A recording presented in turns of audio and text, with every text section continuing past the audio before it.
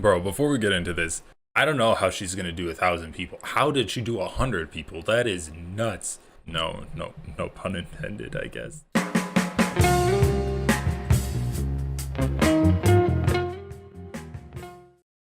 All right, last segment for today, and we're sticking with Benny Boy. Benny Boy, Shapiro maniac, 100 men, the sickness of fans. Oh, I gotta read the comments too. I know it's the lowest form of political discourse, but it's so fun. How is this illegal? Prostitution isn't. Oh, she wasn't really getting paid for it. She's a actress. Better is a poor man who walks in his integrity than a rich man who is crooked in his ways. Dude, that's my favorite type of conservative, someone who just quotes the Bible. I'm shocked that she did a full documentary on how she regretted doing 100, then decided a few months later to do 1,000. Where is the brain power? They're not able to comprehend that she didn't actually regret doing 100 and that it was just kind of an emotional experience for her because she was literally sleep deprived. She just had sex. Like, obviously, you're going to have emotions after doing that. So they're like, the only reason possible for her wanting to do 1,000 is that her brain is so slow in terms of its brain power that she forgot about the regret.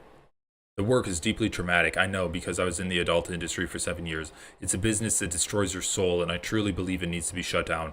I'm so grateful I was able to get out, but I know firsthand how hard it is to escape once you're in. I'm praying Lily will find a way out before it's too late. Well, that was nice. By the way, keep your kids off the internet. Alright, let's continue this. Lily Phillips. Lily Phillips is 23 years old, and right now she's become quite prominent because she has a very lucrative OnlyFans account where she earns millions of dollars to take her clothes off and have sex in front of men. And back in October, Lily Phillips did a stunt, and did is the operative word here. This stunt involved having sex with 101 men in a day. Now, she did that back in October. She did a documentary about it titled I Slept With 100 Men in One Day, so aptly titled. YouTuber Josh Peters was the person who helped her make this documentary, and here she was talking about the experience. When was the last time you ate? I think I had a yum yum, and then I think I had a sandwich, and that was kind of, and then the rest. It's not for the weak girls, if I'm honest. It was hard. I don't know if I'd recommend it. Why not? I think if you're a different type of girl, it's very like, it's kind of like being a prostitute in a sense of like, it's just a different feeling. I don't know how to explain it, like. It's not like just having sex with someone. Yeah. Just one in, one out, like it feels intense. Like more intense than you thought it might. Definitely. Bro, before we get into this, that is insane to do. Like, god damn. I don't know how she's gonna do 1,000 people. How did she do 100 people? That is nuts. No pun intended, I guess. Seriously, no pun intended. Like, I can understand how you would be emotional after that. I'd be emotional if I ran 5 miles. I'd be like, oh my god, I can't believe I did that. My body's so sore. And she just, I mean, Jesus Christ. On camera too. And like, I saw some of that documentary and it was like so haphazard the way it came together. Insane. So I'm kind of curious to see what Ben Shapiro is going to say. But I'll tell you what, like, the last thing she needs is, like, I don't think she needs anything. I think that she's kind of an entrepreneur. I'm going to defer to her judgment. Obviously, it's her career. She can choose to do what she wants. And I think she was a little bit overwhelmed. She came into this expecting one thing, and it kind of turned into another thing. Or at least the reality of it was not what she expected it to be. So I think she's fine. I'm not criticizing her for anything. What I think is interesting has been like the conservative reaction to this. We'll see what Ben Shapiro says. I think it's just going to be a lot of, look at how much this confirms our priors. Of course she says she feels like a prostitute because she is a prostitute and she should be banned. She should be put in jail. We'll see how Ben Shapiro reacts. Okay, and she ends up breaking down in tears, basically. She says, quote, I think by the 30th, when we're getting on a bit, I've got a routine of how we're going to do this, and sometimes you dissociate, and it's not like normal sex at all. She admitted that she did not remember much of this. She said, in my head right now, I can think of 5, 6, 10 guys I remember, and that's it. But it's just weird, isn't it? If I didn't have the videos, I wouldn't have known I did 100. She said it wasn't just the physical intimacy of having sex with so many men that made her feel so bad, but also disappointing them by not being able to talk with them, or even being interested in doing so. She said talking with the gentleman was hard. Gentleman, of course, is a term of art here, and recounted how one man complained they only chatted for about 2 minutes when she had said beforehand they would talk for about 5 minutes. So she had already broken down. We can see in the video that she's been crying and all the rest. Well, none of this is apparently stopping her from taking on a new challenge now because the money is too good. I like in that video where she suggests that she feels like a prostitute. Well, yes, definitionally having sex for money would be prostitution. She has claimed she wants to take on a new challenge in January, according to the New York Post. 1,000 men in 20. Well, she's not being paid by her partners, right? She's an actress. She's a pornographic actress. That is a difference between, I mean, he literally has it as a sticker on his laptop, and he is kind of allergic to facts at this late date of his age. I dreamed it up with my assistant. I can't wait. It's very exciting. It will be a world record, a real challenge, she claimed. Apparently, the current world record is held by a person named Lisa Sparks, an adult film star who bedded 919 men in one day at a sex industry event in Poland back in 2004. Sparks said, to be completely transparent with you all, this event is the one thing I regret doing in the 23 plus years in the porn industry to this day. It was the only job I agreed to perform strictly for the money. Well, I doubt that that is true. Okay, so here is the thing about all this. I doubt that is true. Yeah. Ben Shapiro slut-shaming these people and saying that it can't be enjoyable. I mean, conservatives need to slut-shame women, but then also say, well, it can't be enjoyable. It can't be enjoyable because what conservatives want is their woman to either not have any enjoyment having sex or enjoy having sex only when they're in like a loving and committed relationship. Because I think for conservatives, there is no pure sexual pleasure that women can experience. The only pleasure women can experience in relation to sex is if they are in like a relationship where they're getting bread and where they have like a husband and they're trying for children, or they have a child and they're like they're trying for another child. And that is what conservatives want. They want their women sexless unless it's in marriage, basically. And if they are sluts, that is a deviant. That is not the norm. They should not enjoy that. So it's not true that you can be in the sex industry and enjoy yourself. The only reason you can possibly be in the sex industry is for the vast sums of money that you're getting. And it is screwed up in 1,000 different ways. No, he should have said 100 different ways. That would have been so good. And it's screwed up in 100 different ways, if you catch my drift. A columnist for the UK Daily Mail named Jane Fryer writes, she says that this talking to Lily is like bobbing into a parallel universe where everything is upside down, where Gen Z bodies are for sale like sweets, sex is nothing more than a numbers game, and parents, even grandparents of porn, apparently, are, quote, very supportive. Lily's mother is her head of finance. I can't imagine why she's so screwed up. According to this columnist, Lily herself, a bubbly, beautiful, articulate, and immaculately mannered girl, chatters on and on in exactly the same perky tone as she did about her family Christmas or her beloved dog Maggie, about how she graduated from posting sneaky peeks to full-blown porn on her hugely lucrative OnlyFans account, how she earns over 6 figures a month and employs 8 staff, all women, and how the only way to achieve the 1,000 will be with a human conveyor belt. Ideally, we will do it in a big warehouse with 2 doors. I'm hoping a couple of seconds each at most, and on their way. Bro, I gotta admit, that is ambitious, man. From what we've heard in this article, and from what Ben's shown us, this woman does not seem screwed up. The only evidence Ben has that she's screwed up is that she's doing sexual acts for money. That's the only evidence Ben has, but it's like, okay, she seemed fine in the documentary. In this interview and this article, they describe her as like a bubbly personality, and she's talking with the measured cadence that someone would talk about their Christmas plans, and Ben's like, oh, she's so screwed in the head. Well, her mother is probably the reason why. So, let's be clear. The question here is why this is wrong. Really, this is a question. Why this is wrong. In our modern society, I have a feeling there are a lot of people who are going to have a hard time explaining why this is. Dude, Ben is having a hard time explaining why it's wrong. You can see him delaying. He's like, okay, well, really the question here is, why is it wrong? Why is it wrong? Can you tell me why it's wrong? Let's be clear. The question here is why this is wrong. Really, this is a question. Why this is wrong. In our modern society, I have a feeling there are a lot of people who are going to have a hard time explaining why this is wrong. Really, what's the big problem? For a lot of folks, particularly on the secular left, that's a relevant question. After all, she's engaging in consensual activity. Why is this wrong? Why is this bad? Well, this shows the shortcomings of consent as the only value. See, we live in a society in which consent is considered the highest and perhaps the only value. That's because we've largely bought into the liberal framework for how society ought to run. I have analyzed Ben's rhetoric in the last video we did. I'm going to ignore everything that he says, except when he talks about why what this woman did is wrong, okay? The social psychologist Jonathan Haidt, his first famous book was a book called The Righteous Mind. And according to Jonathan Haidt, there are 6 moral matrices, kind of different measures of how we measure morality. The first is care versus harm. The second is liberty versus oppression. The third is fairness versus cheating. The fourth is loyalty versus betrayal. The fifth is authority versus subversion. And the sixth is sanctity versus degradation. So for example, care versus harm.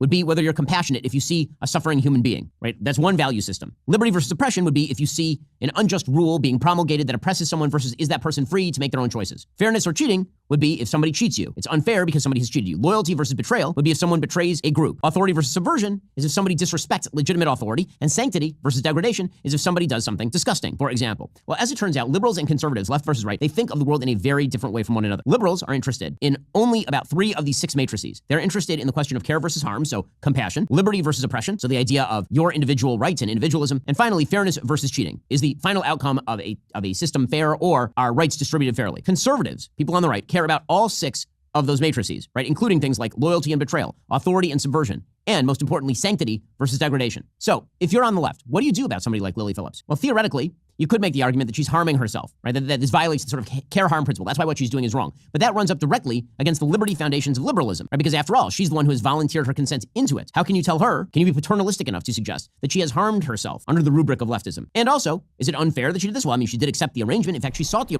Well, I think you can make an argument that if someone has demonstrated an ability or an inability to give proper consent, then that's when you can be paternalistic, as Ben Shapiro puts it, and step in, and other people will kind of control someone's consent. That is what we do with children. That's what we do with people with Alzheimer's. That's what we do with people with other kind of mental conditions where we, as a broad society, understand that they are not able to give well-informed consent. And it's also a reason why we have laws against certain dynamics where if you are in a position of power over someone, either like if you are someone's direct boss or you have power over them in some other kind of way and you have this coercive ability over them, if you are a teacher over a student, if you are older than someone and they're like under the age of 18. So yes, we do put limits on the consent that someone can give. I think Ben Shapiro, if he wants to say that what this actress did was wrong, he would have to show that she does not have the ability to give informed consent. And I don't think there's any evidence of that sort whatsoever. So there's not really anything we can criticize her for in that regard. arrangement. In fact, she's being paid by the tonnage for this arrangement. If you're a conservative, the answer is actually quite easy. Lily Phillips here, and women like her, who make themselves cheap, are engaging in self-harm. Okay, so he's saying she's making herself cheap.